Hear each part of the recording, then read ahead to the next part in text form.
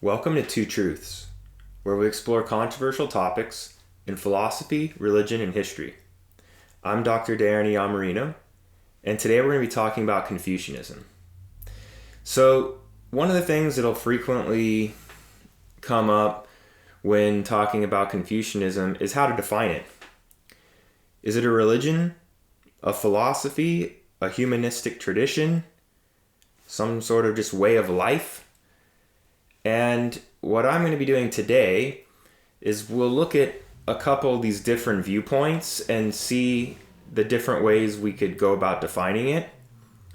But I'm going to make the case that it is, properly speaking, a religion.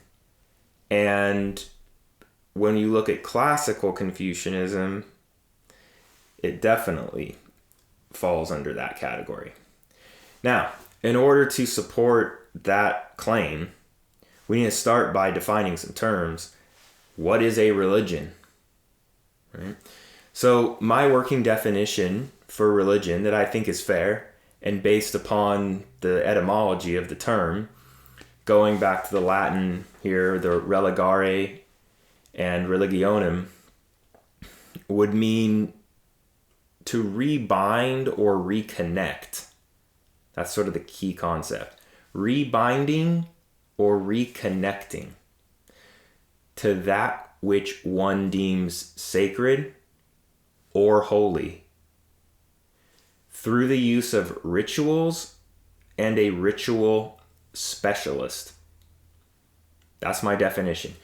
You could have a bunch of different definitions, and there are very long ones for trying to look at what religion is, but I think that is fair, somewhat succinct, and accurate, right? It's, if you think about it, what happens when you get injured? You tear a ligament, right? Well, you're not going to die from that necessarily, but you're not well. You're not putting that ligament back together yourself, are you? You need the help of a specialist going through a set of procedures to effect a cure, a balance. Right? Or rebalancing.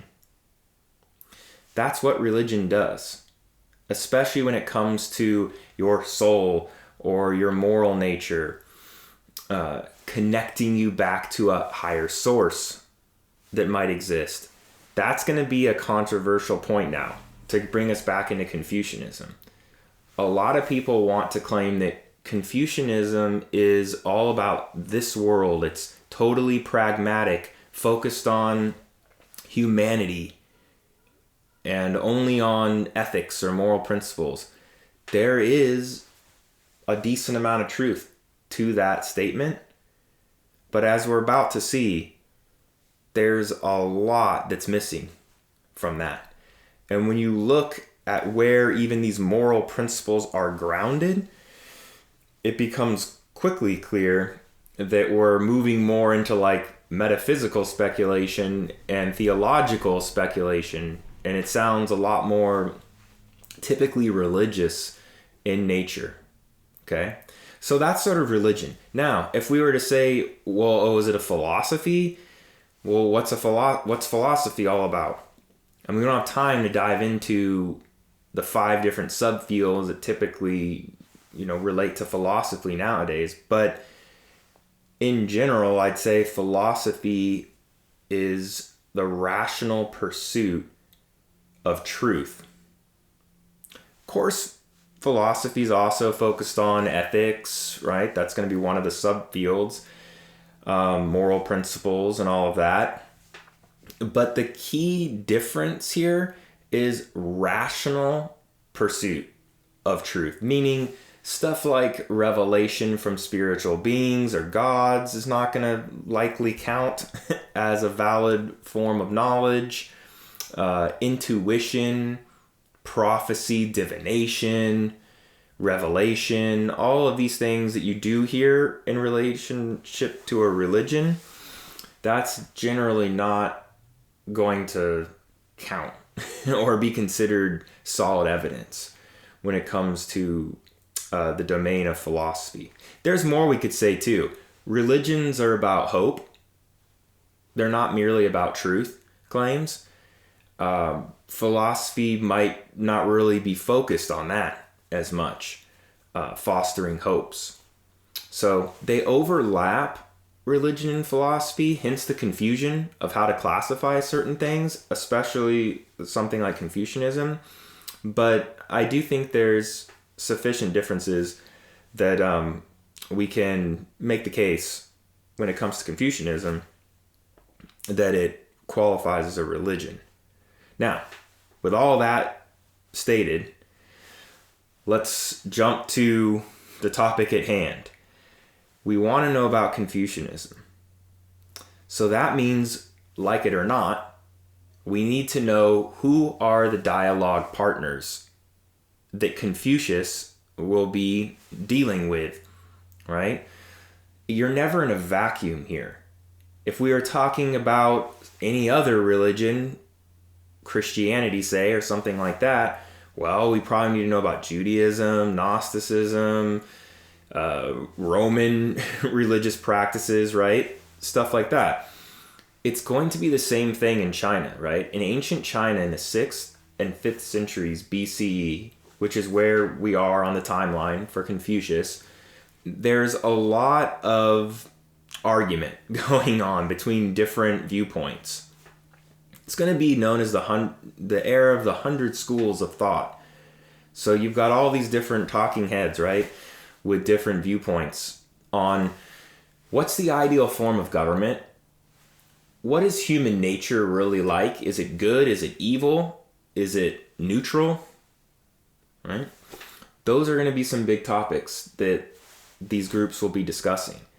We're certainly not going to talk about 100 different schools, but of those 100 schools of thought, there are a few that stand out way above the rest. And those will be Mohism, Mohism, legalism, Confucianism, our main topic for today, and then Taoism, which I'm going to have another video coming out next, focused all on Taoism. You see, I'm doing Confucianism first because really I feel like you can't properly understand Taoism unless you know a little bit about Confucianism and Mohism. So these are the dialogue partners that Confucianism is going to be dealing with. Mohists, just to give you a very brief background, they are somewhat similar to Confucians. They think human nature is good, and Confucians will think that human nature is inclined towards goodness when naturally cultivated and nourished, at least. So there's a similarity there between Mohists and Confucians. They both are going to talk about Tien, or heaven, or God, which is going to be a major topic for today. So they share these elements. They're not the same in terms of their ethics, their viewpoint on government at all.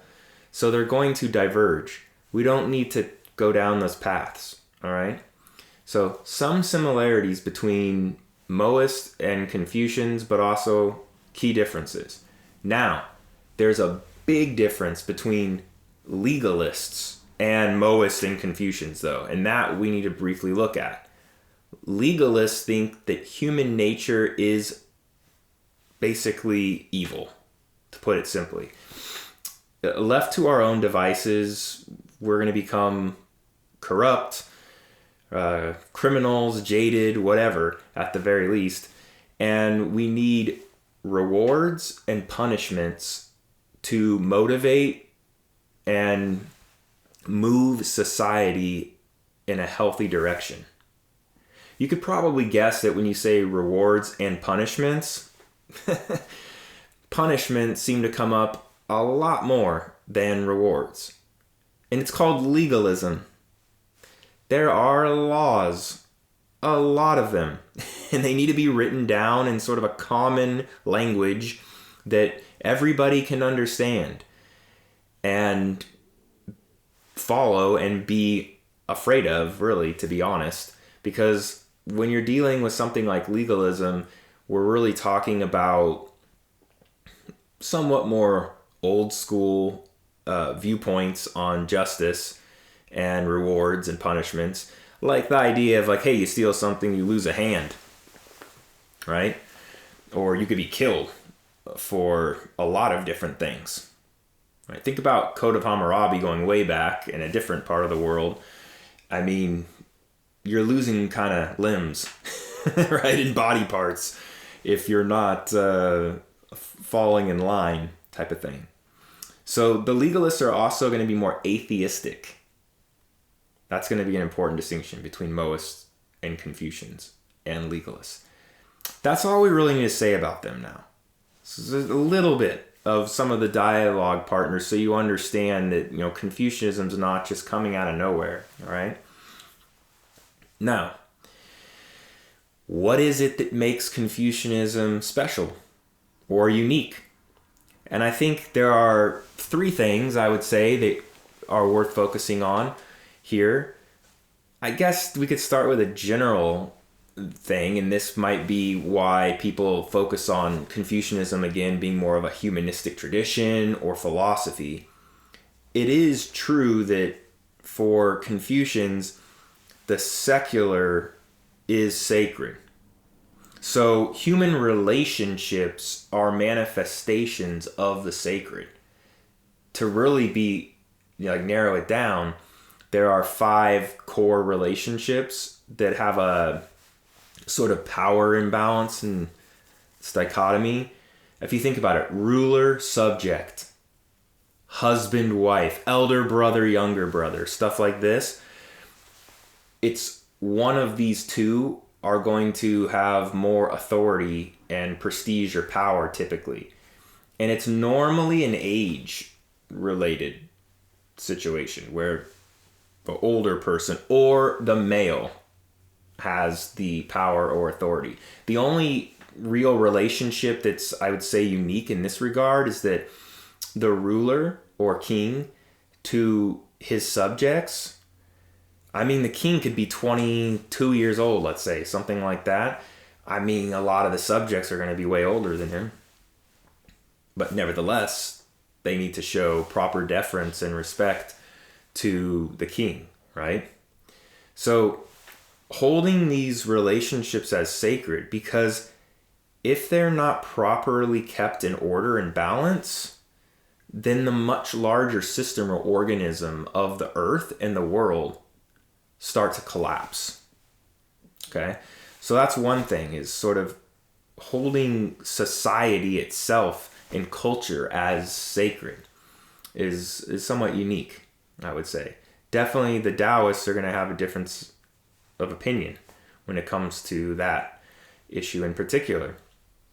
Now, the main thing I want to focus on in this video, and I really want to try and make my videos different than what might be out there already on YouTube.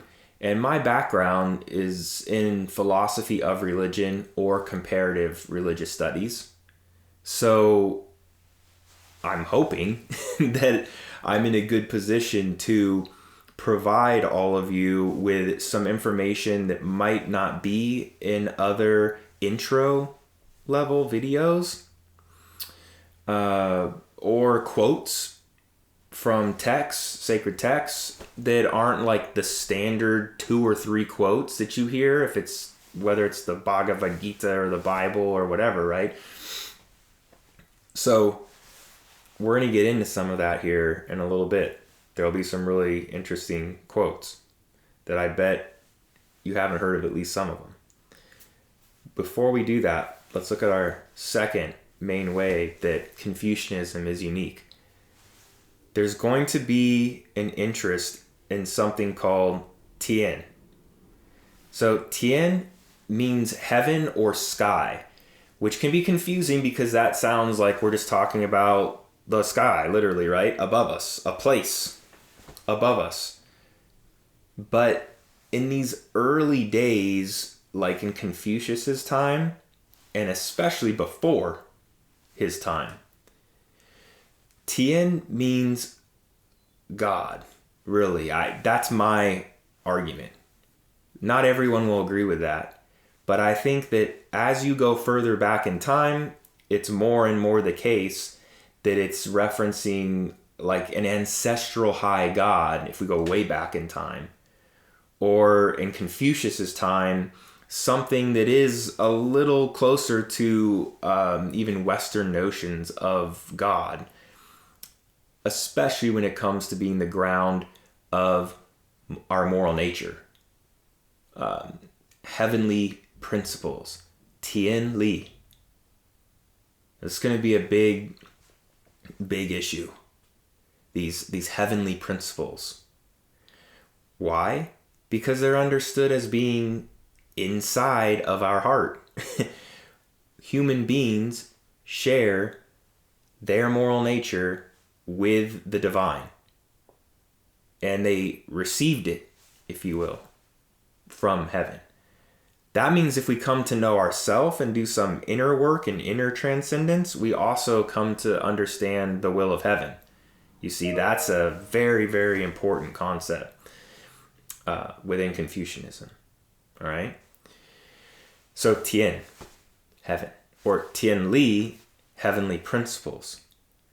Now, another, I would say arguably, in my opinion, I'd say it's the most important distinction for Confucius and why he is sort of this axial age thinker where society almost like pivots, if you will, on his changes and ideas, is that he's going to discuss a concept known as a Tien Ming.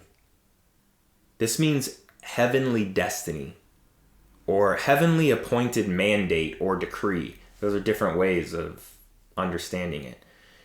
It already was a term that existed at his time, but it meant something like the right of the king to rule, basically. And it was about the king. It really wasn't something that applied to everybody else. The big move is that Confucius will democratize, if you will, this concept so that everyone has a heavenly appointed destiny or mandate. That's a massive shift. I mean, for one thing, it means that we all have intrinsic or inherent value. It also means externally that the government now has quite the responsibility. We cannot just be looked at as pawns on a chessboard like before. The government's responsibility, and therefore the king's responsibility, is to properly set up institutions to allow all of the different people in the kingdom to cultivate their innate talents and cultivate their moral nature. In parallel, these are going to be two things that the Confucians talk about a lot, is that in order to achieve the end goal, which will to become a Da Run, which is, or Da Ren, which is a great person, okay, generically stated. That's what we want. And if you want to become that, then you need to cultivate your moral nature and your intellectual nature simultaneously.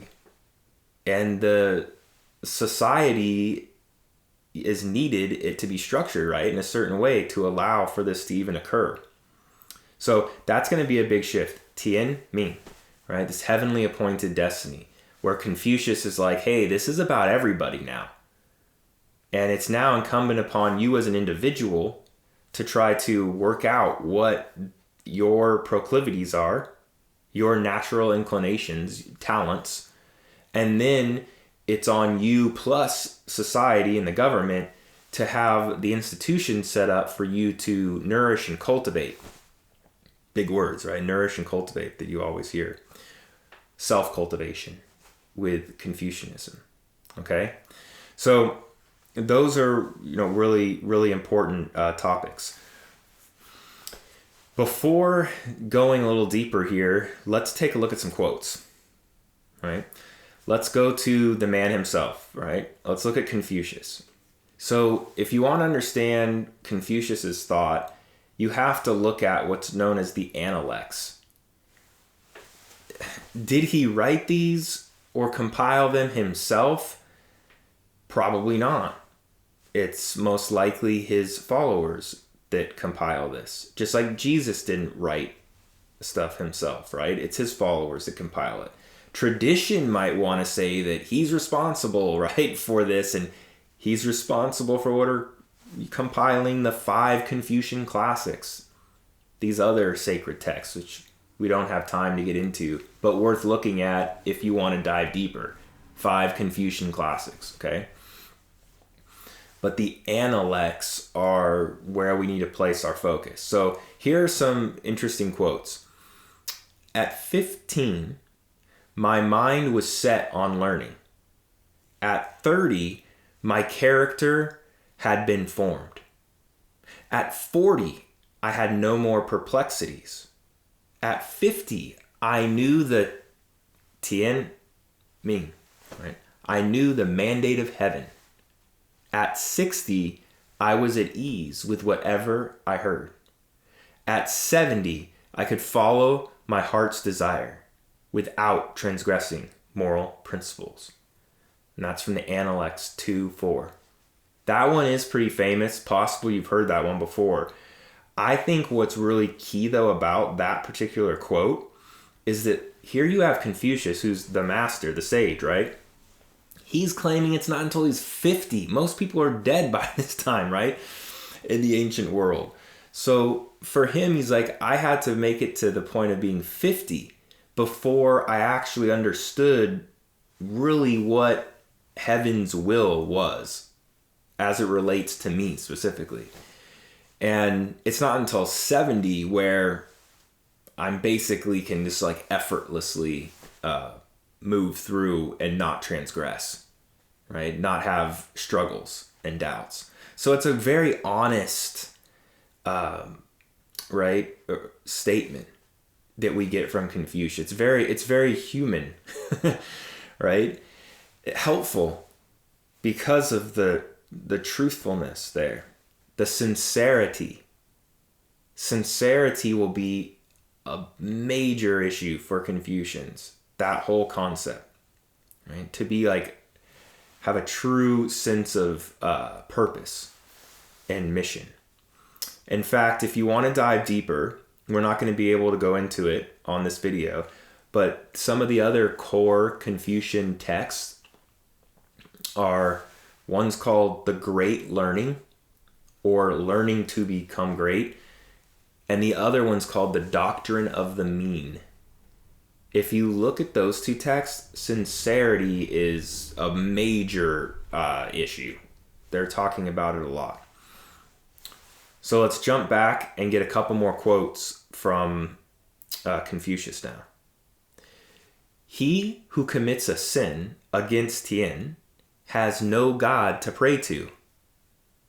Okay, here's some talk about heaven again. Heaven produced the virtue in me. That is from 7:22 of the Analects. The previous quote was from 3:13. Last but not least, for Confucius himself. Confucius said, "Alas, no one knows me. Well, it is heaven that knows me." Okay? So ask yourself this, when hearing those 4 quotes from the Analects, does it sound like he's talking about Tien, heaven, as if it's a impersonal force, so like a rhythm of nature, like the changing of the seasons or something like that kind of concept?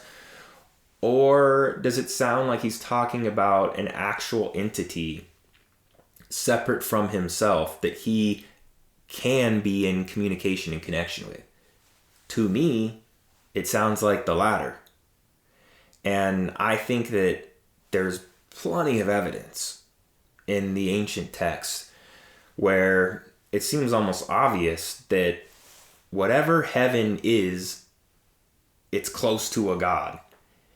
It has its own volition. It's intelligent, very intelligent, right? Possibly all-knowing.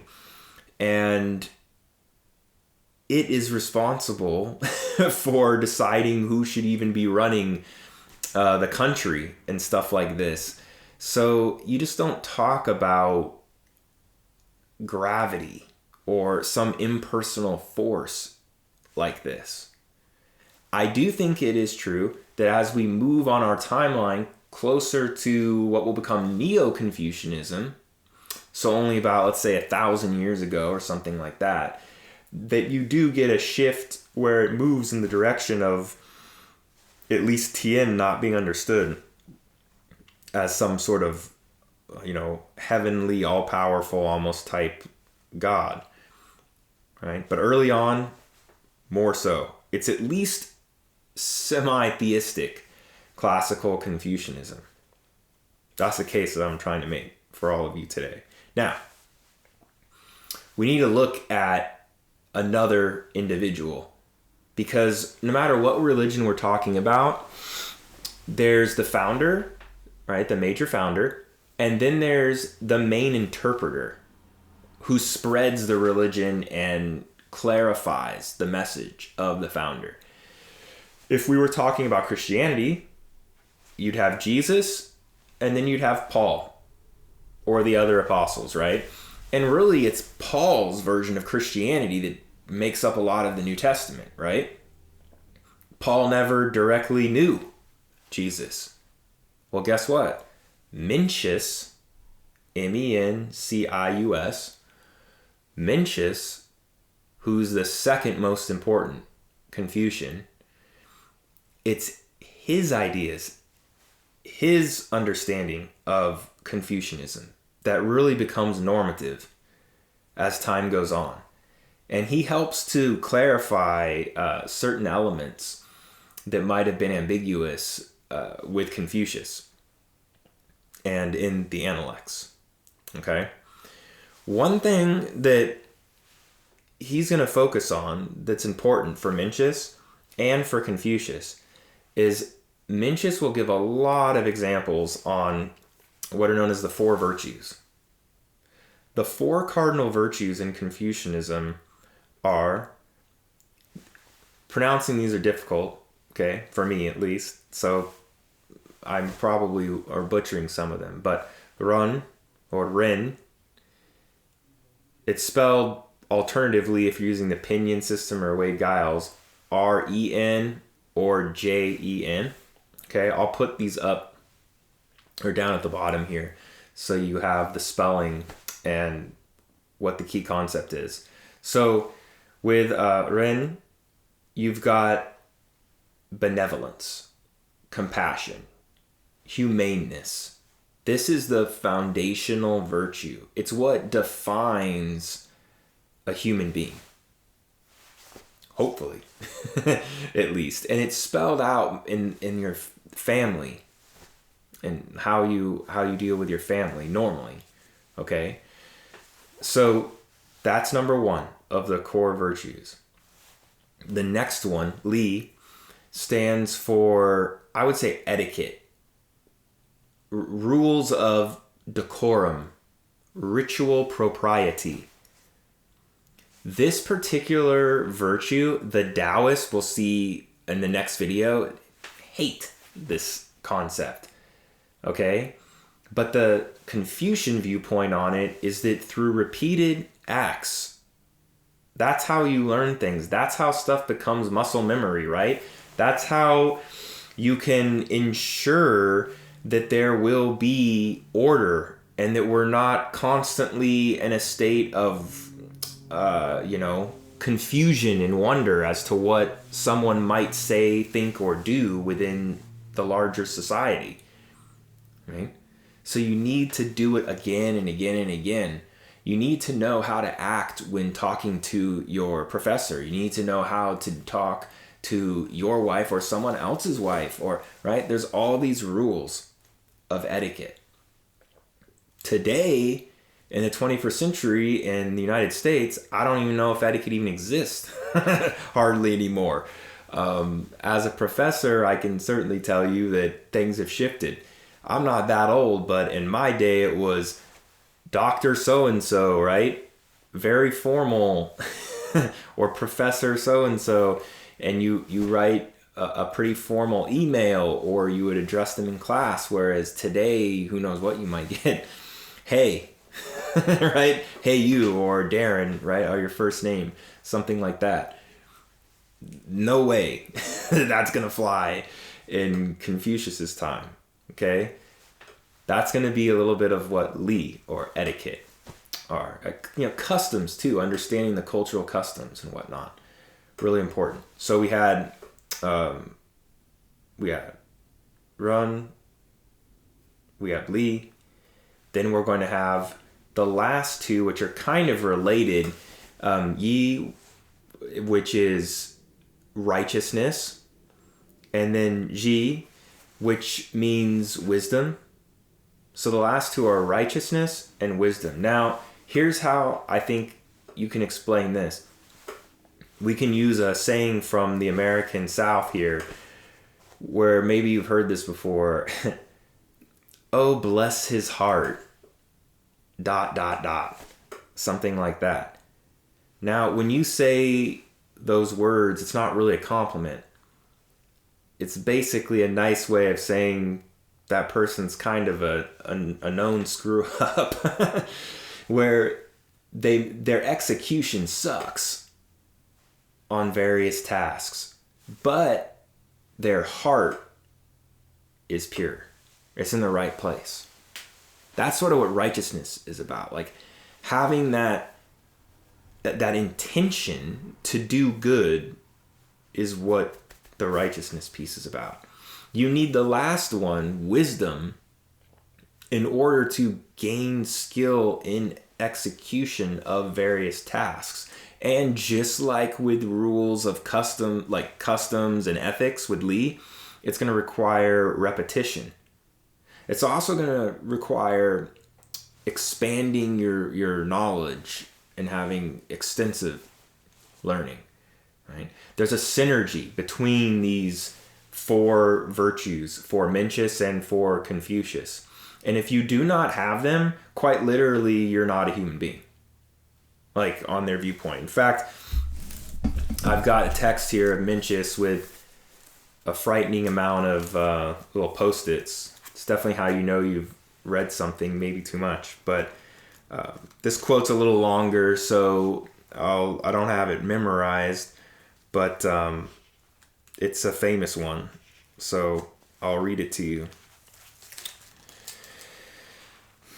My reason for saying that no man, person, right? But it's put in this not really gender neutral terminology. My reason for saying that no man is devoid of a heart sensitive to the suffering of others is this. I'm going to stop for a second. Mencius is about to give us a thought experiment because he wants to prove that all of us have an innate moral nature that is, of course, linked with heaven as well.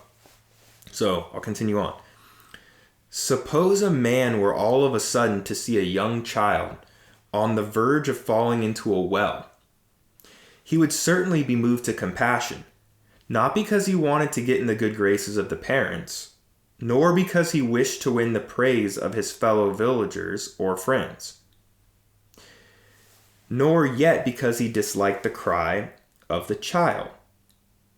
From this it can be seen that whoever is devoid of the heart of compassion is not human.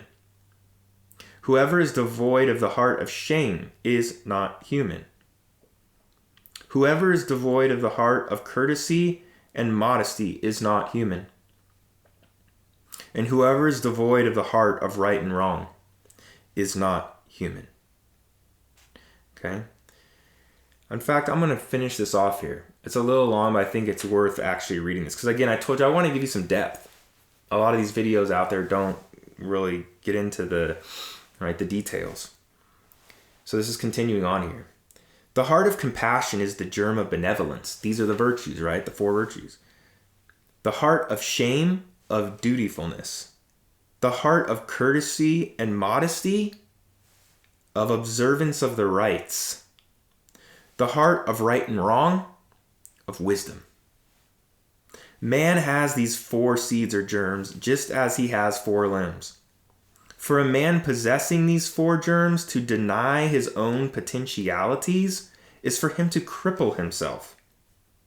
For him to deny the potentialities of his prince is for him to cripple his prince. If a man is able to develop all these 4 germs that he possesses, it will be like a fire starting up or a spring coming through. When these are fully developed, he can tend the whole realm within the 4 seas. But if he fails to develop them, he will not be able even to serve his own parents. Great quote, very practical wisdom here on one's moral nature. So to break that down for just a second, what Mencius is saying there is that his sort of attempt to prove that we all have this moral nature is he's like, oh, think about a kid who's about to, just to give a more modern analogy, about to dart across the street in front of a speeding car. If you see this, he's claiming at least, all of us will go like that, right? Boom. Split. Spontaneous is the word. Spontaneous movement. Trying to go towards the child, to save the child. He is not going to claim that all of us will save the child. That's not what he needs to prove. He only needs to prove that we will have that impulse, right, to move.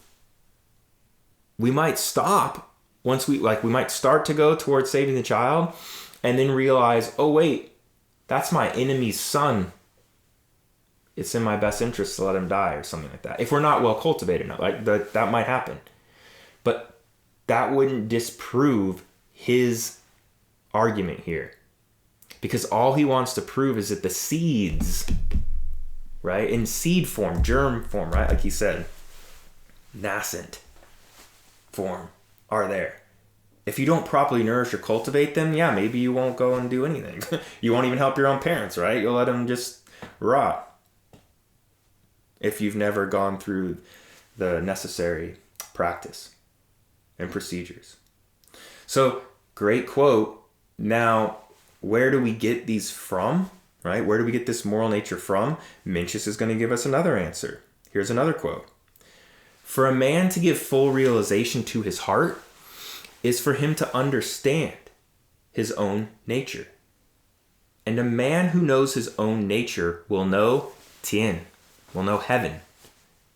The retention of his heart and nurturing of his nature are the means by which he serves Tien, serves heaven.